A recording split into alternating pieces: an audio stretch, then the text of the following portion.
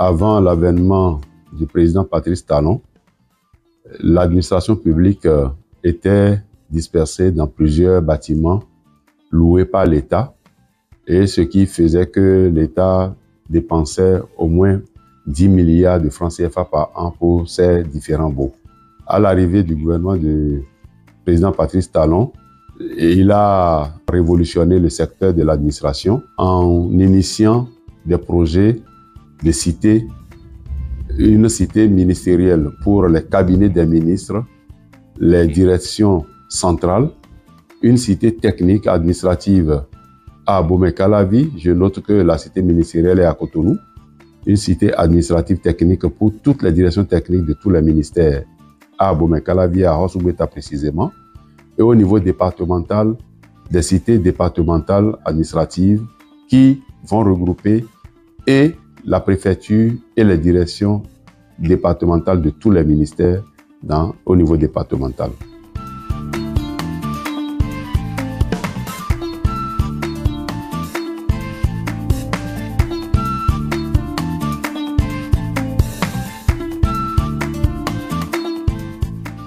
La cité ministérielle a été dimensionnée pour accueillir au total 20 ministères.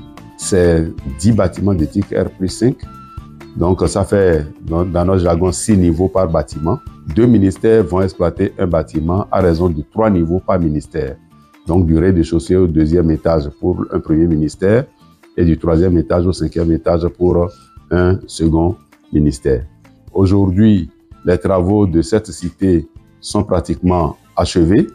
Chaque ministère connaît déjà son bâtiment et ses paliers. Les cabinets des différents ministères sont déjà allés visiter ces bâtiments-là, ces bureaux-là, et sont prêts à se déplacer. Il faut dire également que le projet cité ministérielle, c'est également l'équipement mobilier. Donc le mobilier va commencer par être mis en place à partir du mois de novembre, et l'entreprise chargée d'installer ce mobilier-là en a pour 3 mois.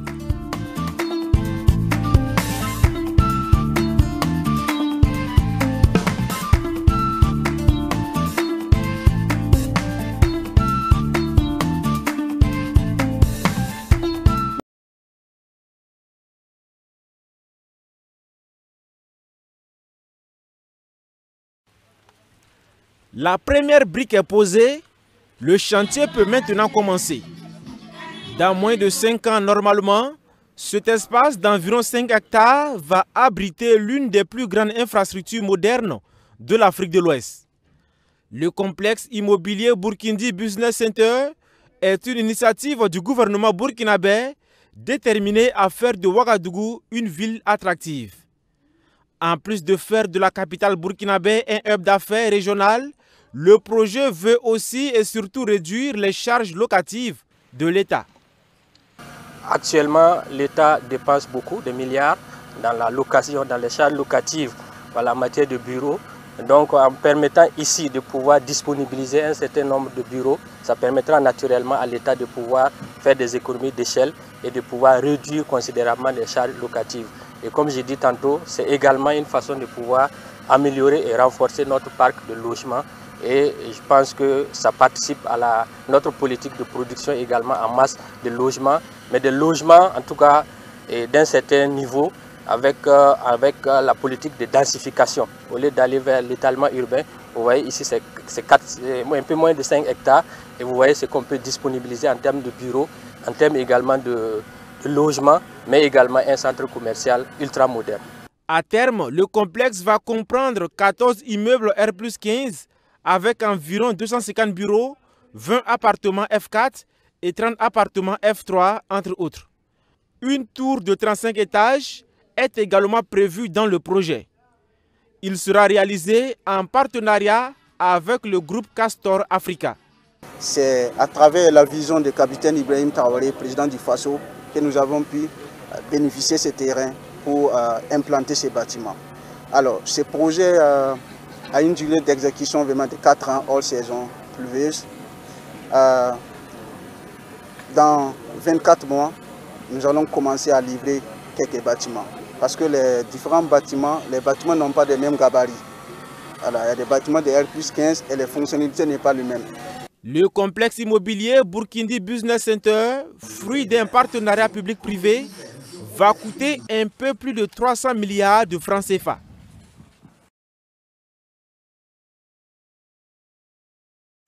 Aujourd'hui, quand vous prenez les tribunaux, de Lomé jusqu'à CKC, regardez dans quel état se trouvent les tribunaux au Togo. Les palais de justice au Togo, c'est des poubelles.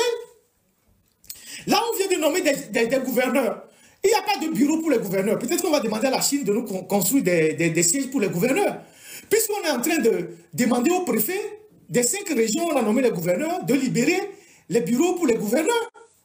Il y a une note du préfet de Thiévié qui dit que la préfecture va être transférée à un autre lieu. On leur a dit de dégager et de céder les bureaux de la préfecture au gouverneur. À Takpamé, c'est pareil. À Kara, le préfet est en train de chercher quelques bureaux en dessous de son bâtiment pour donner au gouverneur. Donc, vous n'avez même pas des locaux, vous n'avez même pas les infrastructures, vous nommez des gouverneurs. Maintenant, vous dites au préfet de partager leur bureau avec les gouverneurs. La bonne gouvernance institutionnelle commande à ce que, quand vous êtes au pouvoir depuis 20 ans, vous construisez des infrastructures. C'est la base minimum de l'État. Alors, quand vous avez des ministres qui vont... Le ministre des Affaires étrangères du Togo, ça fait 10 ans qu'il est au gouvernement. En 10 ans, il aurait pu construire un vrai ministère des Affaires étrangères avant d'aller clamer sa souveraineté devant les Nations Unies. Tout l'argent qu'il investit dans les billets d'avion, les tournées inutiles qu'ils font dans le monde, ils sont au Kazakhstan, Azerbaïdjan, il ne reste que la Corée du Nord où ils sont pas allés, ils sont partout. On ne sait pas s'ils rapportent pour le pays. Tout cet argent qu'ils investissent dans les billets d'avion, dans les hôtels 5 étoiles, on aurait pu construire un vrai ministère des Affaires étrangères au Togo et permettre aux diplomates d'avoir des bureaux. Vous savez que le ministère des Affaires étrangères au Togo, les diplomates n'ont même pas de bureau. Les gens sont 2 par bureau, les gens n'ont même pas de bureau.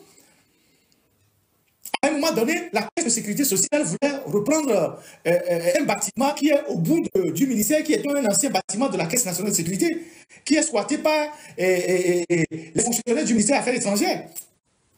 Donc, si vous clamez votre souveraineté partout dans le monde et que vous n'êtes pas capable pendant 10 ans de construire un vrai ministère des Affaires étrangères, allons en train de construire un quartier administratif au Bénin. Le Ghana a fait pareil. Le Sénégal a construit une nouvelle ville. Nous ne sommes pas capables de construire un ministère des Affaires étrangères. On est toujours logé dans un bâtiment colonial, à la taille de ce que le colon a laissé depuis des années. Même pour arranger, pour badigeonner ce bâtiment, on demande l'argent aux ambassades. Et on va devant les Nations Unies pour raconter des histoires. Et les gens croient à ça. Parce qu'aujourd'hui, les Togolais sont convaincus que ceux qui gouvernent le Togo n'aiment pas le bien, n'aiment pas du beau. C'est des villageois, c'est des fermiers.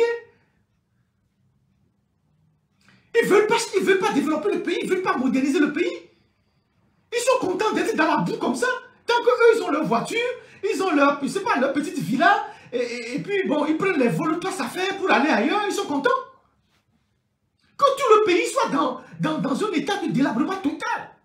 Tout ce que nous faisons au Togo, nous faisons des petits trucs. À chaque fois qu'on veut faire quelque chose, on fait petit à la taille du pays. Alors que c'est un petit pays qu'on aurait pu moderniser. Le Rwanda est plus petit que le Togo. Mais regardez comment la vision de Paul Kagame a porté le Rwanda.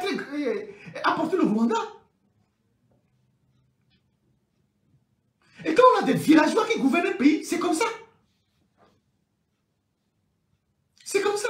Au Togo aujourd'hui, vous n'avez rien de moderne. Aucun hôpital, aucun hôtel moderne, aucune structure, je ne sais pas, rien n'est modernisé au Togo. Rien. Tout est à l'arrêt. Tout est à l'arrêt. C'est comme le temps s'est arrêté au Togo. Tout est à l'arrêt. Il n'y a pas de route, il n'y a pas de centre de santé, il n'y a pas d'hôpitaux modernes, il n'y a pas de collège moderne, il n'y a pas d'université moderne, il n'y a rien au Togo. Tout est vétuste. Et ceux qui gouvernent sont contents. Ceux qui gouvernent sont contents. Quand vous voyez le pays dans cet état de délabrement, j'ai fait une remarque, un constat depuis un certain temps. Depuis plus de 5 ans, quand on veut faire une activité au Togo, c'est au 2 février. Ça veut dire qu'on n'a plus de salles. Il n'y a plus de salles de réunion au Togo. Il n'y a plus de salles de conférence au Togo. Il n'y a pas de centre d'international de conférence au Togo. Il n'y a plus rien. À chaque fois qu'on va faire un grand événement, c'est au 2 février. Avec un tapis, il y a toujours un tapis au 2 février là qui est un peu bizarre là. Un tapis qui est comme la peau de guépard ou quelque chose comme ça. C'est dans la même salle.